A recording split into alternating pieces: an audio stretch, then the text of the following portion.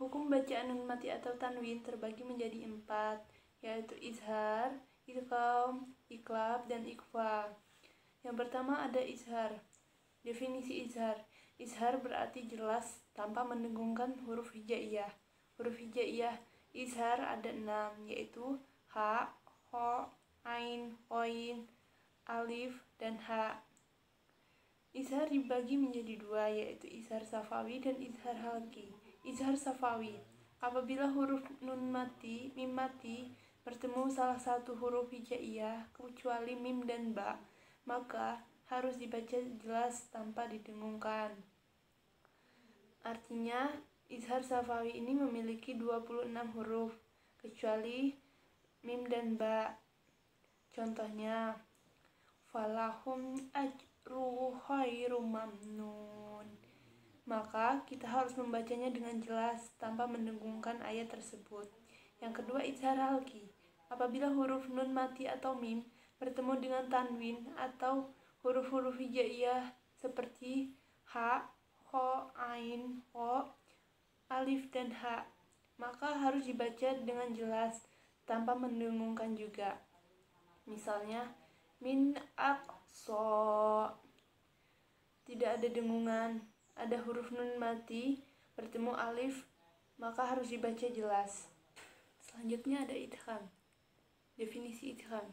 Idgham yaitu bunyi nun mati atau tanwin yang lebur ke dalam huruf hijaiyah yang mengiringinya hingga huruf bunyi tidak lagi jelas. Idgham hurufnya ada 6, yaitu ro, lam, waw, nun, mim, dan ya.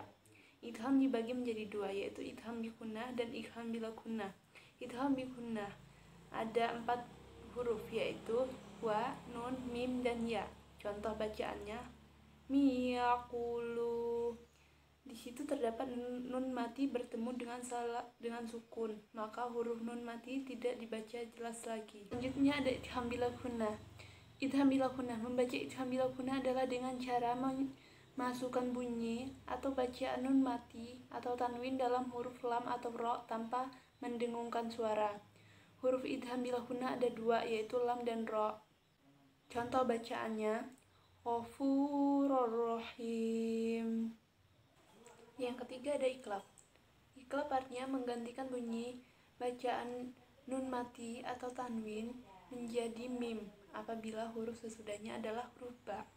Huruf iqlab hanya ada 1, yaitu ba. Contohnya mim ba di situ terdapat huruf nun mati bertemu dengan ba, maka huruf bacaannya berubah menjadi mim ba di, bukan lagi menjadi min ba di.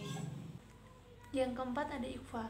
Ikhfa yaitu bunyi nun mati atau tanwin yang ada di antara izhar dan idgham, dibaca samar-samar mendengung. Huruf ikhfa ada 15, yaitu ta, sa, jim, dal, zal, sa, sha, sod, do, to, zo, kaf, kof, fa, dan zal.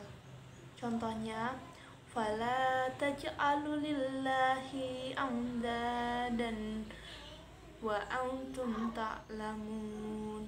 Di situ terdapat huruf nun sukun bertemu dengan da, maka dibacanya menjadi samar. Selanjutnya adalah hukum bacaan mat. Secara umum, yaitu bacaan mat terbagi menjadi 2 saja, yaitu mat tabi'i dan mat far'i. Mat tabi'i yaitu mat asli, sedangkan mat far'i adalah cabang atau bagiannya. Nah, dari mat far'i ini nanti dibagi lagi menjadi mat, hukum mat menjadi 14 macam-macam mat. Jadi total keseluruhan ada 15 macam-macam mat. Mat tabi'i merupakan macam-macam mat yang terjadi apabila ada alif yang terletak sesudah fathah atau ya sukun yang terletak pada kasroh atau juga huruf waw yang terletak sesudah domah, maka termasuk hukum bacaan mat tabi'i, di mana mat artinya panjang dan tabi'i artinya biasa. Cara membacanya harus 2 harokat. Contohnya yaqulu, maka lam harus dibaca 2 harokat karena ada huruf waw yang terletak sesudah domah. Selanjutnya mad far'i. Mad far'i secara bahasa artinya adalah cabang, sedangkan menurut istilah mad far'i adalah mad yang merupakan hukum tambahan dari mad asli yang disebabkan oleh hamzah atau sukun. Nah, dari mad far'i ini terbagi lagi menjadi beberapa macam, diantaranya sebagai berikut. Yang pertama ada mad wajib mutasil. Terjadinya mad ini apabila ada mad tabi'i bertemu dengan hamzah pada satu kalimat atau ayat. Untuk cara membacanya wajib dipanjangkan sepanjang 5 harokat. Contohnya sawa'u. Jadi yang wanya itu agak panjang. Kemudian yang kedua ada mad jaiz munfasil. Mad jaiz munfasil terjadi apabila ada mad tabi'i yang bertemu dengan hamzah, namun hamzah tersebut berada pada lain kalimat. Jaiz sendiri berarti boleh, sedangkan munfasil artinya terpisah. Nah, untuk membaca mad ini adalah boleh seperti mad wajib mutasil, boleh juga seperti mad tabi'i. Contohnya wala antum bima unzil. Kemudian mad lazim mustaqal kilmi.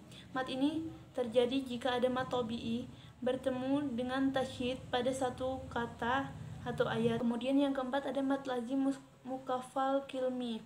Mad ini adalah mad yang terjadi jika ada mad tabi'i bertemu dengan huruf mati atau sukun.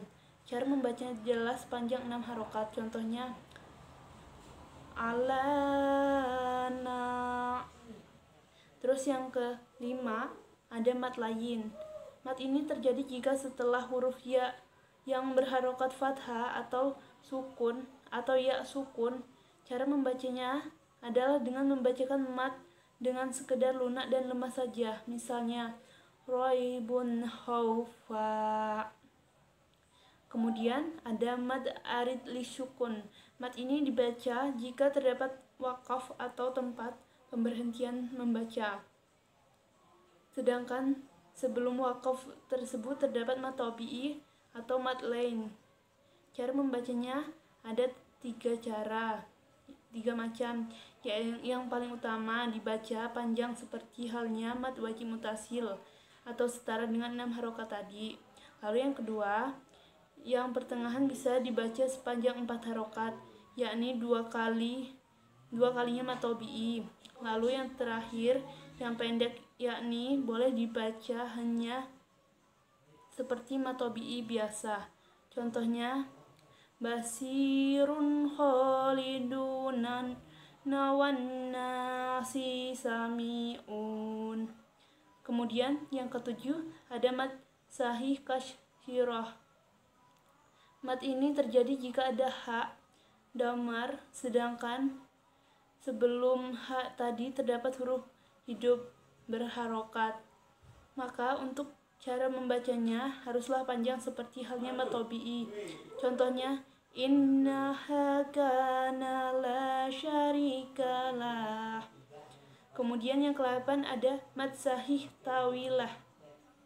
Mad ini dihukumi jika ada mad kasyirah bertemu dengan hamzah.